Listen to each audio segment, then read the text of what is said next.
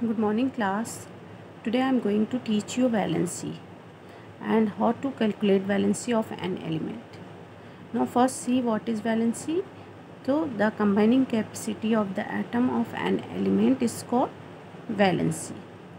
Now see how we calculate valency of an element. So before understanding calculation of valency, first I will teach you a structure of atom. See, already I taught you a structure of atom, but still ये देखो, this is a structure of atom, and in the atom, the center, this is nucleus, and inside the nucleus proton and neutron are present. We all know this, already I taught you about this, है ना? And you know electrons revolves around this nucleus, but we know that element have different atomic numbers. Some element have 10, some have 12, some have 15, some have 13. So do you think all these 30 electrons, because atomic number is equal to number of electrons and number of protons, so do you think all these 100 electrons can move only in one orbit? No, ऐसा नहीं possible है कि सारे electron एक ही orbit में revolve करें. तो इसके लिए क्या करा गया, ऐसा माना जाता है कि इलेक्ट्रॉन जो है वो अलग अलग ऑर्बिट में रिवॉल्व करते हैं. इनका अलग अलग ऑर्बिटल है, या हम इसको कहते हैं अलग अलग शेल्स में इलेक्ट्रॉन जो है वो रिवॉल्व करते हैं. और इट इज़ ऑल्सो डिसाइडेड कि कितने इलेक्ट्रॉन्स नंबर ऑफ इलेक्ट्रॉन्स कितने होंगे किस शेल में. तो ये जो फर्स्ट शेल है, this is called K shell. इसको हम क्या कहते हैं, के कहते हैं. Then it is called L, and then it is M, and this is N. तो ये शेल हो गया के एल एम एन. फाइन. और हम ये सोचते हैं कि ये इलेक्ट्रॉन जो है ये अलग अलग शेल्स में रिवॉल्व करता है, जस्ट लाइक सोलर सिस्टम. ये हमारा सन है, और इसके सन के चारों तरफ कौन मूव करते हैं, प्लैनेट्स मूव करते हैं अपने अपने ऑर्बिट्स में. सिमिलरली यहाँ पे जो प्लैनेट्स की जगह यहाँ पे कौन रिवॉल्व हो रहे हैं, इलेक्ट्रॉन्स रिवॉल्व हो रहे हैं. इलेक्ट्रॉन्स मूव कर रहे हैं अपने अपने ऑर्बिटल्स में या अपने अपने शेल में. तो फर्स्ट शेल जो है that is called K shell, then L M N. और इसका फार्मूला ये है 2n स्क्वायर. ये आप इससे हम पता लगा सकते हैं number of electron in shells. किसी भी शेल में कितना इलेक्ट्रॉन है वो हम किससे पता लगा सकते हैं, आपका 2n स्क्वायर से. ठीक है. तो n क्या बताता है, शेल नंबर. शेल नंबर आपका ये n बताता है. मतलब अब देखो के शेल कौन सा है, फर्स्ट है शेल. एल कौन सा शेल है, सेकंड है. एम कौन सा है, थर्ड है. एन कौन सा शेल है, फोर्थ है. ठीक है ना. अब आप इसमें आप फाइंड आउट कीजिए के में कितने इलेक्ट्रॉन्स होंगे.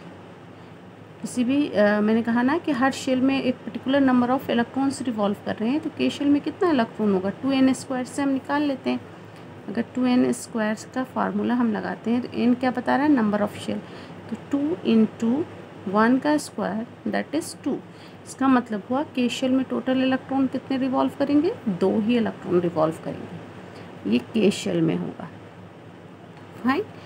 अब आप एल शेल में चेक कीजिए. एल शेल का नंबर क्या है, ये कौन सा है, सेकंड है ना. तो इसमें एन के जगह पे हम 2 लिखेंगे और फिर इसका स्क्वायर करेंगे. तो कितना हो जाएगा, 2 2 ज़ा 4, 2 ज़ा 8. इसका मतलब हुआ एल शेल में कितने इलेक्ट्रॉन्स होंगे, 8. 2 3 4 5 6 7 8 इलेक्ट्रॉन्स होंगे. ठीक है ना. Then M shell. तो आपका एम शेल कौन सा है, थर्ड नंबर का है. 2 इंटू 3 के पावर स्क्वायर. तो ये आपका हो जाएगा 2 इंटू 3 3 ज़ा 9, दैट इज़ 18, इसका मतलब हुआ इसमें कितने इलेक्ट्रॉन्स आएंगे, 18 इलेक्ट्रॉन्स आएंगे। And then N shell, N shell आपका कौन सा है, 4th नंबर का है, तो इसमें 2 × 4 का स्क्वायर दैट इज़ 32, इसका मतलब एन शेल में 32 इलेक्ट्रॉन्स आ जाएंगे, एकोमोडेट हो जाएंगे, मतलब maximum number of electron in K shell will be 2, maximum number of electron in L shell will be 8, maximum number of electron in M shell will be 18 and maximum number of electron in N shell it will be 32। Maximum, minimum कुछ भी हो सकता है, लेकिन maximum means इससे ज़्यादा electron इस shell में रिवॉल्व नहीं करेंगे, ठीक है। तो अभी तो डिपेंड करता है कि कितना इलेक्ट्रॉन है किसी भी एटम में। अब देखो, सपोज़ मैं बात करती हूँ सोडियम की, अच्छा हाँ, पहले ये बता दूँ आपको कि जैसे ये देखिए के है, एल है, एम है, एन है, ठीक है ना। अब मान लो ये सोडियम है आपका, सोडियम का एटॉमिक नंबर होता है 11, ठीक है। अब ये जो 11 एटॉमिक नंबर है ना बेटा, इसको हमें क्या करना है, इस शेल में डिस्ट्रीब्यूट करना। देखो, atomic number is equal to number of electron and is equal to number of proton, है ना। Atomic number number of proton के बराबर होता है और number of proton number of electron के। तो इसका मतलब हुआ कि सोडियम में कितना इलेक्ट्रॉन है, 11 इलेक्ट्रॉन है। अब इस 11 इलेक्ट्रॉन को हम इस शेल में डिस्ट्रीब्यूट करेंगे। तो वी ऑल नो कि के शेल में मैक्सिमम कितने इलेक्ट्रॉन आ सकते हैं, 2 आ सकते हैं। 2 हमने यहाँ डाला। अब हमारे पास कितना बचा इसमें, हमारे पास बच गया 11 में से 2 आप माइनस कीजिएगा तो 8 आ जाए, 8 हम इसमें डालेंगे। 9 बचा ना हमारे पास, तो इसमें से हम 8 इसमें डाल दिया। अब कितना रिमेनिंग रह गया, 1 रह गया, तो 1 यहाँ पे आ गया, ठीक है। क्योंकि मैक्सिमम हम एम में 18 तक डाल सकते हैं, लेकिन हमारे पास है ही नहीं, हम तो यहाँ पे 1 डाल देंगे, ठीक है। ये हमने इस तरीके से इलेक्ट्रॉन का डिस्ट्रीब्यूशन करना शुरू किया सारे शेल्स में। सिमिलरली अगर हम दूसरा देख लेते हैं, ऑक्सीजन का देख लेते हैं, ठीक है। ऑक्सीजन है, ऑक्सीजन का एटॉमिक नंबर होता है 8, ठीक है। आप इसको कीजिए KLMN में, तो आप पहले शेल में तो 2 आ जाएगा।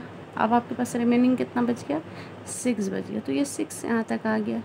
इस तरीके से हम इलेक्ट्रॉन का डिस्ट्रीब्यूशन करते हैं। ये जो डिस्ट्रीब्यूशन हम इलेक्ट्रॉन का करें ना, ये जो इलेक्ट्रॉन है ना यहाँ पे, इसको हम कहते हैं valence electron. This is called valence, इसको हम वैलेंस इलेक्ट्रॉन कहते हैं। जो भी इलेक्ट्रॉन आउटरमोस्ट शेल में होता है उसको हम क्या कहते हैं, वैलेंस इलेक्ट्रॉन, ठीक है। अब हमें करना क्या है, हमें वैलेंसी निकालनी है, ठीक है ना। तो देखो, अगर आउटरमोस्ट शेल में, आउटरमोस्ट मतलब कि कोई भी एलिमेंट जो है उसका जितना भी जो भी लास्ट ऑर्बिट में जो भी इलेक्ट्रॉन आ रहा है, लास्ट जो शेल है उसमें जो भी इलेक्ट्रॉन आ रहा है वो उसका आउटरमोस्ट शेल हो गया। तो इसमें एम शेल जो है सोडियम के लिए एम क्या हो गया, आउटरमोस्ट शेल हो गया। ऑक्सीजन के लिए एल शेल क्या हो गया, आउटरमोस्ट शेल हो गया, क्योंकि इसके बाद इलेक्ट्रॉन्स नहीं जा रहे हैं। तो हम देखेंगे कि जो आउटरमोस्ट शेल है किसी भी एलिमेंट के एटम का, उसमें अगर 1 2 3, ठीक है, या 4, अगर आउटरमोस्ट शेल में जो वैलेंस इलेक्ट्रॉन है, आउटरमोस्ट शेल में जो वैलेंस इलेक्ट्रॉन है 1 है, 2 है, 3 है या 4 है, तो यही उनकी क्या हो जाएगी, वैलेंसी हो जाएगी, ठीक है। तो सोडियम की वैलेंसी कितनी हो गई, 1। अगर आउटरमोस्ट शेल में किसी और एलिमेंट का हम लेते हैं तो उसके आउटरमोस्ट शेल में 2 है तो वैलेंसी 2 हो जाती, 3 है तो 3 हो जाती, 4 है तो 4 हो जाती। लेकिन अगर आउटरमोस्ट शेल में 4 से ज़्यादा आ जाता है, मतलब 5 आ जाता है, 6 आ जाता है, 7 आ जाता है, ठीक है, तो इस केस में हम क्या करते हैं, हम 8 में से इस नंबर को 8 - 5 करेंगे, 8 - 6 करेंगे, 8 - 7 करेंगे, और जब माइनस कर लेंगे तो जो आएगा माइनस के बाद वो उनकी वैलेंसी होगी। तो ऑक्सीजन है, ऑक्सीजन के आउटरमोस्ट शेल में यानी कि ऑक्सीजन का वैलेंस इलेक्ट्रॉन कितना है 6 है, आउटरमोस्ट शेल में 6 इलेक्ट्रॉन है। तो ये 6 इसकी वैलेंसी नहीं होगी। मैंने कहा अगर आउटरमोस्ट शेल में 5 6 7 होगा तो हम उसको 8 से माइनस करेंगे। अब आप इसको 8 से माइनस कीजिए, तो 8 से -6 करेंगे तो 2 आ जाएगा। तो ऑक्सीजन की वैलेंसी क्या हो गई, ये क्या निकलेगी, वैलेंसी। तो ऑक्सीजन की वैलेंसी 2 हो गई। ठीक है, तो इस तरह से हम एलिमेंट्स की वैलेंसी निकाल लेते हैं। ये जो हमारा अरेंजमेंट मैंने जो बताया आपको KLMN वाला, इसमें तो आप 15 तक तो आप कर लेते हैं, लेकिन उसके बाद थोड़ी सी प्रॉब्लम आती है, that I will explain you. See, अगर मैं आपको मैग्नीशियम का कहती हूँ अरेंज करने के लिए, मैग्नीशियम का एटॉमिक नंबर 12 होता है, तो आप इस तरीके से अरेंज कर लेंगे। ठीक है ना, डिस्ट्रीब्यूट कर देंगे इलेक्ट्रॉन को। फाइन, तो आप बता देंगे कि देखो ये 12 है ना, इसी को डिस्ट्रीब्यूट करना है, बिल्कुल कंफ्यूजन नहीं होना चाहिए। जितना ये क्या है 12, ये एटॉमिक नंबर है। Atomic number is equal to number of proton is equal to number of electron. Atomic number जो होता है वो आपका बराबर होता है नंबर ऑफ प्रोटॉन के, and this is number is equal to number of electron. और हम जो शेल होता है, इलेक्ट्रॉनिक शेल्स जो है, उसमें हम इलेक्ट्रॉन का ही डिस्ट्रीब्यूशन करते हैं। तो atomic number is equal to number of electron हो गया। तो ये इलेक्ट्रॉन का हमने डिस्ट्रीब्यूशन किया, तो आउटरमोस्ट शेल में 2 आ गया, तो इसकी वैलेंसी क्या हो गई, 2 हो गई। ठीक है, सिमिलरली आप एल्युमिनियम का कीजिएगा तो 13 है उसका, तो 3 आ जाएगा। फाइन, सिलिकॉन कीजिएगा 4 आएगा तो 4 हो जाएगा। ओके, फास्फोरस का कर लेते हैं। फास्फोरस का होता है 15। अब आप KLMN कीजिए तो 285, अब 5 आ गया, तो इसकी वैलेंसी हम कैसे निकालेंगे, इसकी वैलेंसी निकालने के लिए हम 8 - 5 करेंगे इज इक्वल टू 3, तो इसकी वैलेंसी क्या हो गई, 3 हो गई। फाइन, उसके बाद आपका आ जाता है सल्फ़र, वो आप कर लीजिएगा। क्लोरीन आप कर लीजिएगा। आर्गन, आर्गन जो है दैट इज़ इनर्ट गैस, ये केमिकल रिएक्शन में पार्टिसिपेट नहीं करता है। इसको हम नोबल गैस भी कहते हैं आर्गन को, और इनर्ट गैस कहते हैं। इसका एटॉमिक नंबर 18 होता है। अगर हम इसको अरेंज करेंगे तो ये आपका इस तरीके से आता है। ठीक है, तो देखो बच्चे, एक चीज़ और याद रखना कि जो 8 है ना, इसको हम कहते हैं ऑक्टेट। अगर किसी भी एलिमेंट का जो एटम है उसका ऑक्टेट पूरा हो जाता है, तो इसका मतलब होता है कि वो क्या हो गया है, स्टेबल हो गया है। वो अब केमिकल रिएक्शंस में पार्टिसिपेट नहीं करेगा। ठीक है, क्योंकि वो उसको ना, जो केमिकल रिएक्शंस में क्यों पार्टिसिपेट करते हैं, क्योंकि वो अपने आप को स्टेबल करना चाहते हैं। या तो वो इलेक्ट्रॉन गेन करते हैं या तो वो इलेक्ट्रॉन लूज़ करते हैं, मतलब इलेक्ट्रॉन देते हैं या लेते हैं। ये आप हायर क्लासेस में पढ़ेंगे, मैं यहाँ पे भी कुछ नहीं ज़्यादा नहीं बोलूँगी। बस आप इतना याद रखिए कि आउटर मोस्ट शेल में 8 इलेक्ट्रॉन अगर आ गया तो ये केमिकल रिएक्शंस में पार्टिसिपेट नहीं करेंगे। या तुम ऐसे भी सोचो 8 - 8 तो क्या आ जाएगी वैलेंसी इनकी, 0। ये इनर्ट गैस है। ठीक है, ये इनर्ट गैस है, या नोबल गैस भी हम इनको बोलते हैं। ये केमिकल रिएक्शंस में पार्टिसिपेट नहीं करते हैं। अब हम आ जाते हैं, थोड़ा सा यहाँ पे आपको समझना पड़ेगा। पोटेशियम है, इसका एटॉमिक नंबर होता है 19। यहाँ पे थोड़ा बच्चों को डाउट होता है, तो देखो बेटा, यहाँ पे 2 हुआ, 8 है, 8 और 2 10। अब आपके पास कितना बच गया, इसमें से 10 माइनस किया तो यहाँ पे कितना बचा हमारे पास, 9। अब हमें 9 इलेक्ट्रॉन्स को और डालना है। तो हमें पता है, आप बोलेंगे कि मैम जो M है उसमें तो 18 आता है, तो हम यहाँ पे 9 लिख देते हैं, है ना। लेकिन हम ऐसा नहीं करते हैं, ये आप क्लास 9 में जाएंगे तो पढ़ेंगे। अभी आप इतना याद रखिए कि 2 8 हुआ यहाँ पे L में। M भी पहले क्या चाहेगा कि उसके पास कितने इलेक्ट्रॉन आ जाएं, कम से कम 8 इलेक्ट्रॉन आ जाएं, और फिर जो 8 से एक्स्ट्रा इलेक्ट्रॉन है वो कहाँ चला जाए, N में चला जाए। ठीक है, M क्या कोशिश करेगा कि इसके पास कितने इलेक्ट्रॉन रहें, 8 इलेक्ट्रॉन रहें, और 8 के बाद N में बाकी इलेक्ट्रॉन चले जाएं।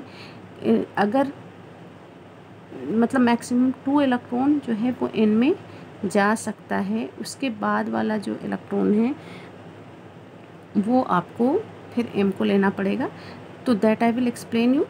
आप ये देखो कि आपको यहाँ पे बस इतना याद रखना है कि जो KLMN है इसमें 2 गया, 8 गया।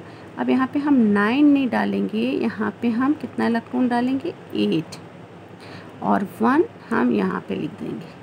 M में हम पहले 8 इलेक्ट्रॉन फिल करेंगे, उसके बाद जो भी रिमेनिंग इलेक्ट्रॉन है वो हम N शेल में डालेंगे। क्लियर। अब देखो K के बाद आप मान लो बाकी भी आप ऐसे ही कर लेंगे। पोटेशियम हो गया, उसके बाद आ जाता है कैल्शियम। कैल्शियम का होता है 20। अब 20 में भी आप इस तरीके से कर सकते हो, KLMN। K में आपने 2 इलेक्ट्रॉन फिल किया, 8, तो 10 हो गया। अब आपके पास कितना बच गया, 10। तो 10 में से मैंने क्या कहा कि पहले आप इसमें 8 डाल दीजिए इलेक्ट्रॉन, बट आपका रिमेनिंग कितना बचा, 2, तो वो 2 आपका एन शेल में आ जाएगा। क्लियर। तो इसी तरीके से सारा करना है, आपका बाकी भी हो जाएगा। अगर हम आयरन देख लेते हैं तो आयरन होता है 26, आप इसको भी डालिए, इस तरीके से फिल कीजिए, तो 2 हो जाएगा, ये 8 हो जाएगा। ठीक है, आयरन का। और इसमें आपको याद रखना, मैंने क्या बोला था आपसे कि एन में मैक्सिमम हम कितना देंगे, 2 इलेक्ट्रॉन डालेंगे। अगर जैसे 8 ये है ना, एम शेल है, इसमें तो 18 एकोमोडेट हो जाएगा ना, लेकिन हम पहले इसको 8 फिल करने की कोशिश करते हैं। और यहाँ पे मैक्सिमम मान लो मैं यहाँ पे हमने 2 पहले लिख दिया। अब देखो इसमें कितना रिमेनिंग बचा आपके पास, इसमें से रिमेनिंग हमारे पास बच गया 14, तो ये हमारा 14 यहाँ पे आ जाएगा। पोटेशियम के केस में क्या था, हमने यहाँ पे 1 लिखा था क्योंकि हमने यहाँ पे एटलीस्ट 8 पूरा करना है, यहाँ पे 8 पूरा करना था, तो हमने मिनिमम हम जो इलेक्ट्रॉन है वो कितना एन को दे सकते हैं फ़िलहाल, 2। हालांकि इसके पास एकोमोडेशन है 32 की, लेकिन इसके पास भी तो 18 की है ना, तो इसने कहा कि चलो हम जब तक 8 ले करके रहते हैं तुम 2 ले लो। लेकिन जैसे ही 2 से ज़्यादा इलेक्ट्रॉन आया तो इन के पास मैक्सिमम 2 ही रह सकता, बाकी सारा इलेक्ट्रॉन किसके पास जाएगा, M के पास जाएगा, क्योंकि M जो है वो 18 तक होल्ड कर सकता है। ठीक है, तो इस तरह से आ जाएगा कॉपर। कॉपर का भी आप इस तरीके से निकाल लीजिए, 2 हुआ आपका, 8 हुआ, इसमें 2 हमने डाल दिया। ठीक है, बाकी कितना बच गया हमारा, 17 बच गया, तो इसमें 17 आ जाएगा। जिंक आप देख लीजिए 30 होता है, इसको भी हम इस तरीके से कर सकते हैं। ठीक है, 2 हुआ, 8 हुआ, इसमें हमने 2 डाल दिया, बचा कितना, 18। ठीक है, तो इस तरीके से हम इसका इलेक्ट्रॉनिक कॉन्फ़िगरेशन कर लेते हैं। 30 तक आप लोग इस तरीके से कर लीजिएगा, और जो भी इलेक्ट्रॉन्स जो ऑटोनॉमस शेल में है वो इनकी वैलेंसी हो जाएगी। अगर 1 2 3 है तो एज इट इज़ लिख, 1 2 3 4 है तो एज इट इज़ लिख देंगे, और उससे ज़्यादा होगी then we will subtract by 8, क्योंकि 8 जो होता है वो ऑक्टेट होता है, वो स्टेबिलिटी लाता है, वो आप हायर क्लासेस में पढ़ोगे। मैं यहाँ पे ज़्यादा डिटेल में आपको कुछ भी नहीं बताऊँगी। क्लियर। तो अब आपको करना ये है कि आप 1 से लेकर 30 तक के सारे एटॉमिक नंबर को आपके एलिमेंट शेल में डिस्ट्रीब्यूट कीजिए, and then find out valency of each elements. Okay, this is your assignment that you have to do. Now take care. Thank you.